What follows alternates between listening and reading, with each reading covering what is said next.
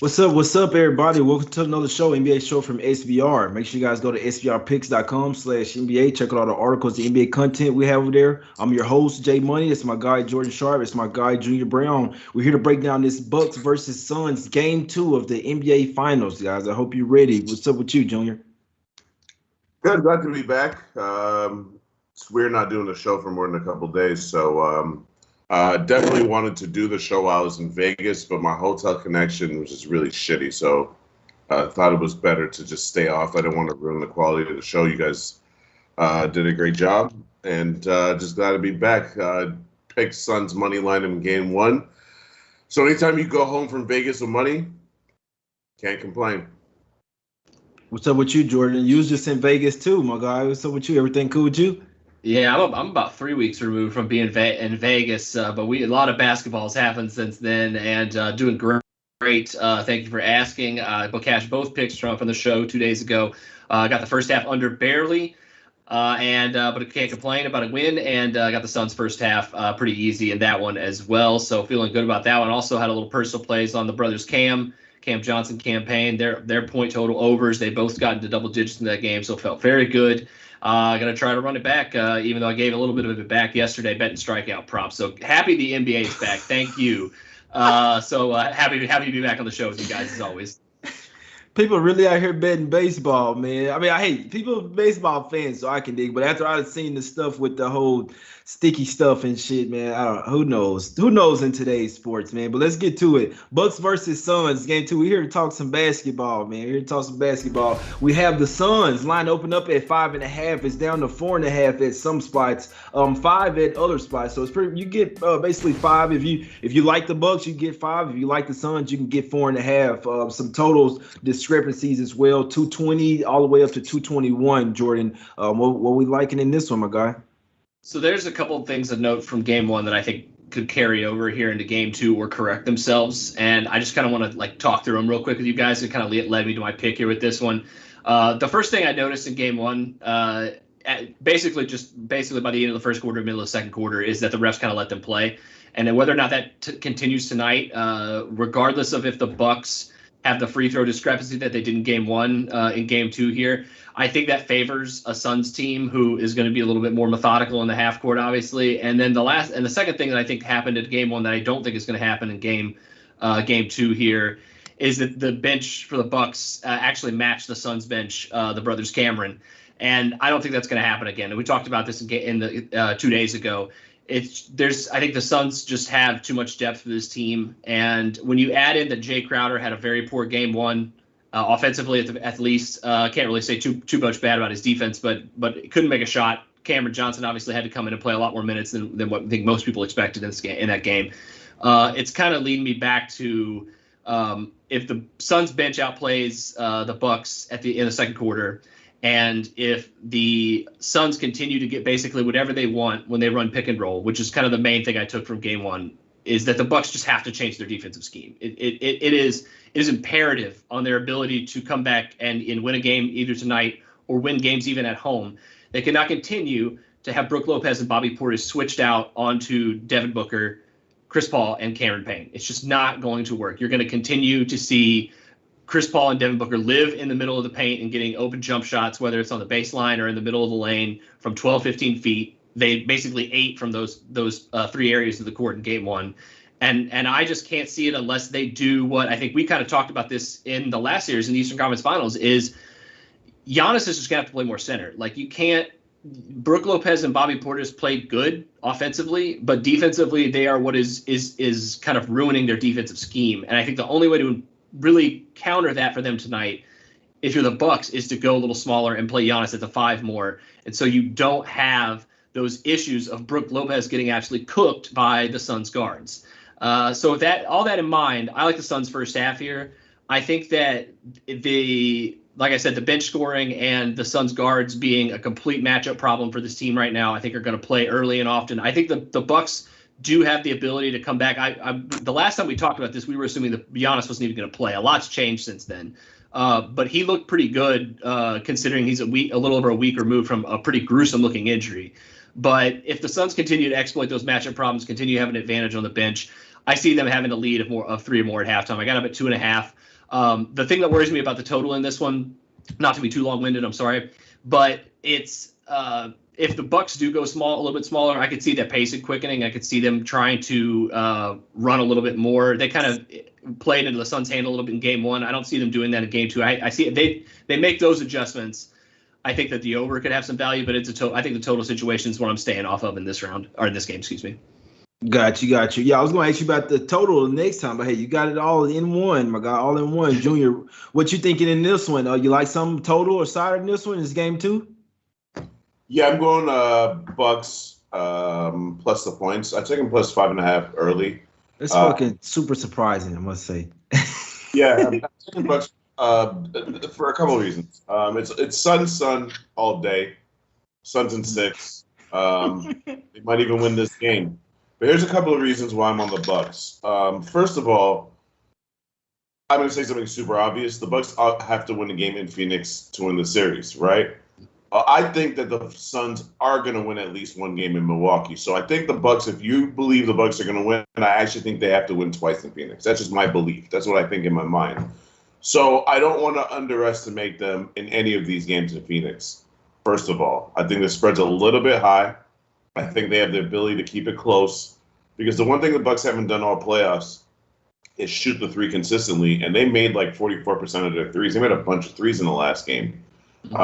I think that them getting outscored 26-9 at the free throw line, I don't really think that's going to happen again either. I think the league is going to kind of want to even that out a little bit. Yeah. Come on, what are we doing? I just think I don't think the league can have a situation where one team is getting outscored 3-1 at the line. That just looks ridiculous. So some of that has to do with the Bucks shot selection settling. I don't think they're really going to continue to settle.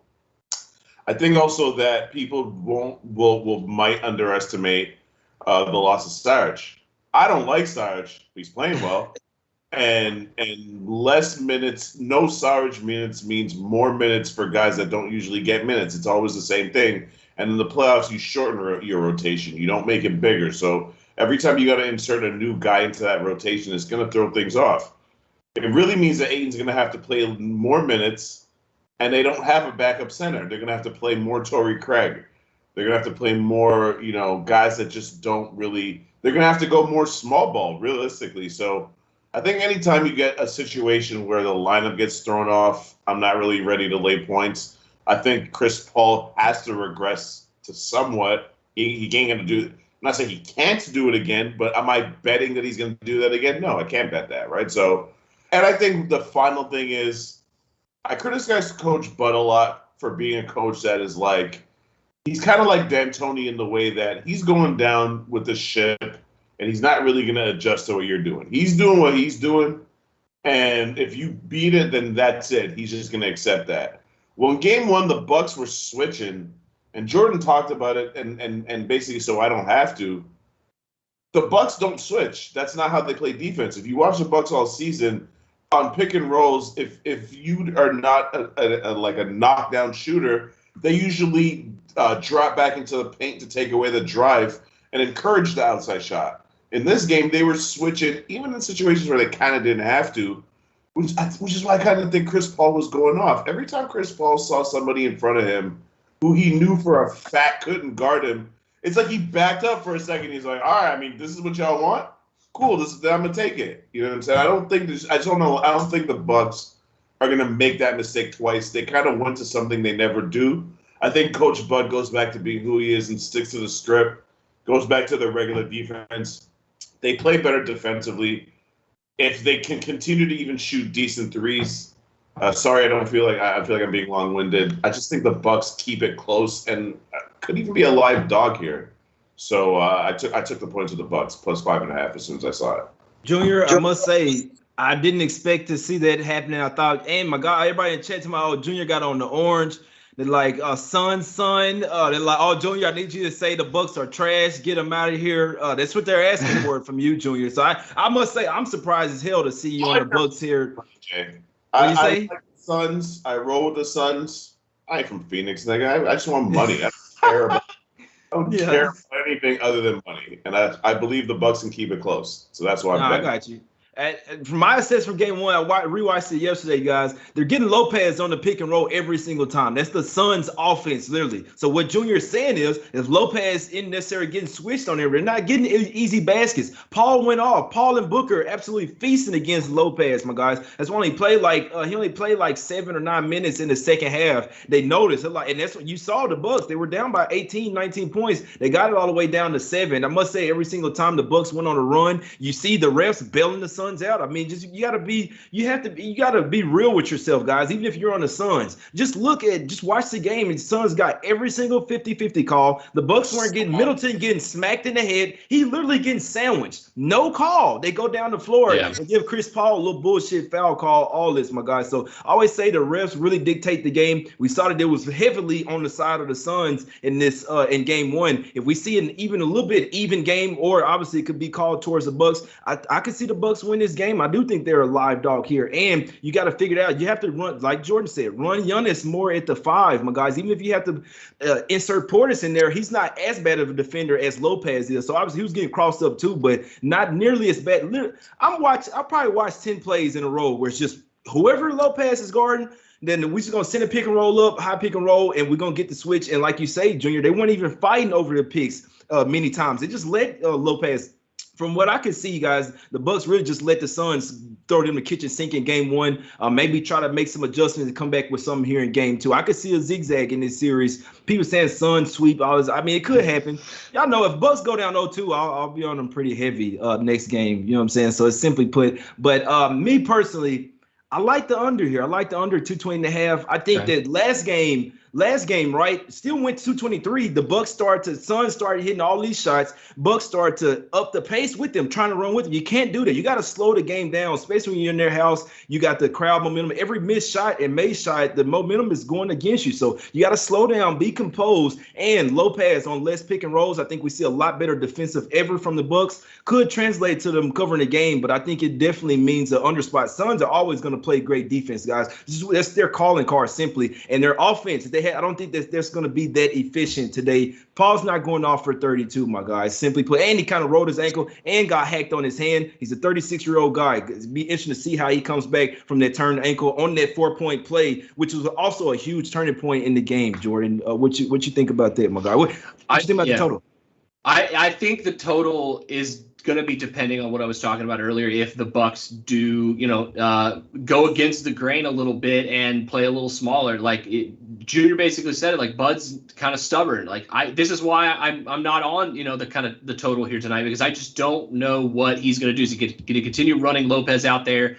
And every time that every time Ayton sets a good screen, you got 2 to 3 seconds of Chris Paul or Booker just being able to cook against him or Bobby Portis is still going to be a problem. So that would be the problem, I think, with the under here in this situation, because if they do go smaller, I think that they have the ability to cover this game. I wouldn't be surprised at all if they commit to sliding Giannis down to the 5, playing Middleton as the 3, and then either whoever, Forbes, Connaughton, or whoever with Drew Holiday in the backcourt. And that lineup is potent against the Suns team. We saw it, I think, in the first quarter or whatever last game, where Giannis had Ayton on him, and he just took 2 dribbles left-handed and just stuffed it right in his face in the paint. And it just looked at him, and I was like, Giannis isn't hurt, A, and B, if they commit to this lineup, it's going to be a problem for the Suns defensively. They played right into their hands defensively, and I think the Suns took advantage of that. Like you mentioned, they obviously got some calls, and the free throw discrepancy is going to get picked up. So I wouldn't surprise me to see a Bucks cover here in the second half. It's one of the main reasons why I'm just Suns first half here. I think the loss of Sarge is huge for that bench, but I think that for me,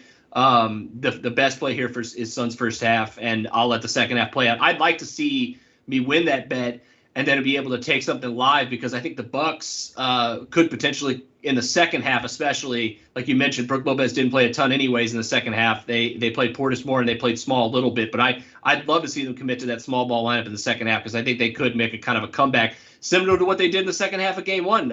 It looked like they were cooked down 20, and then right at the end of the third quarter, beginning of the fourth quarter, they cut it single digits. So it's not beyond my scope to see the Bucks covering this game by any means for Junior here. But like I said, that's basically the main reason why I'm only Suns first half here and not Suns full game too.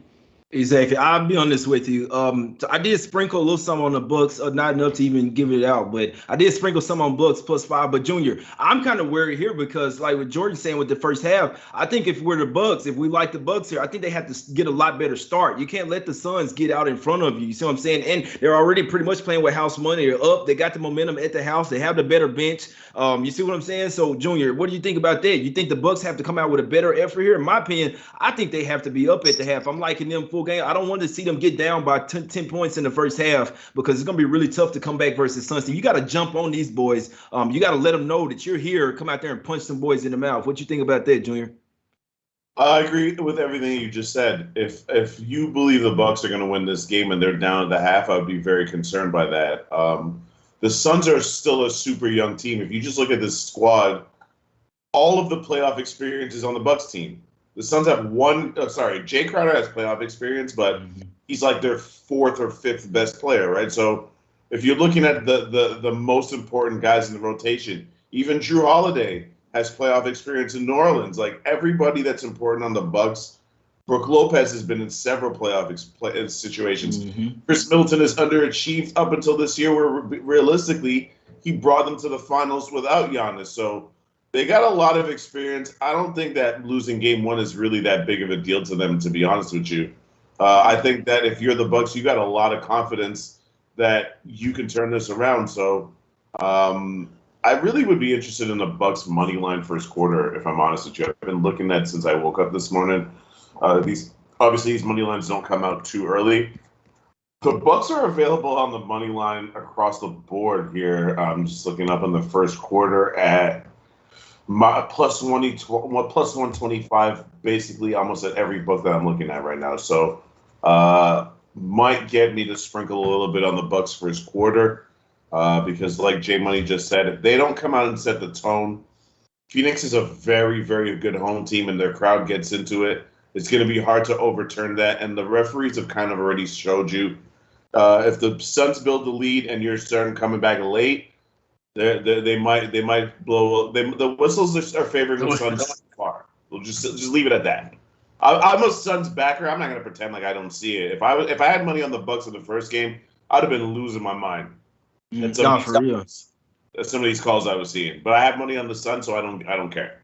But in this game, I just think that the Bucks experience, the way the game played out with those calls, plus the free throw discrepancy. I just don't plus Chris Paul playing, so I don't think all of those things are going to happen again. And if they don't, then we're talking about a 1 to 2 possession game. So yeah, Bucks early, like Jay said, and for me, Bucks plus the points full game. Exactly. What do we see? I almost think that these Bucks kind of tanked these game ones on purpose, guys. We saw them lose the game one versus the Nets. Obviously, that was on the road. They lost both games. Then even versus the Hawks last game, they were 8-point favorites in game one. They didn't take them as serious. It was like the game one is always a fill-out game. Game two, they seem to come back with a lot better defensive effort here. So that's what I'm banking on. I'm banking on a better defensive effort from the Bucks. Could translate to a cover. I do think that it will, but regardless, I think them along with the Suns stifling defense. Suns will always play really good defense, guys. Team defense, even the guys off the bench, they just lock in a different type of way. So give me under here. And even with so many foul calls, so many bullshit calls, and the Bucks up in the pace in the second half of that game, the game still only went over by 3 points. With all that being said, when it really comes down to crunch time, both teams know how to lock up, and it gets real tight. So I'm saying I see that from the start in this one. I think the Bucks will be locked in defensively, and they don't let Lopez get cooked as much. That's what. The Suns got a boatload of easy points from Booker and Chris Paul. I mean, that's the only reason why Chris Paul went off for 32. It was switch. Let me get to my spot or hit the step back three, my guys. So be interested what happens. But I have a heavy lean to the last time. I sprinkle a little something on the Bucks plus the 5, but I'm gonna go with official with the under 220.5, my guy. Jordan, break them off with your officials. Unless you got anything else to say. No, I like where you're at on that underplay, because if they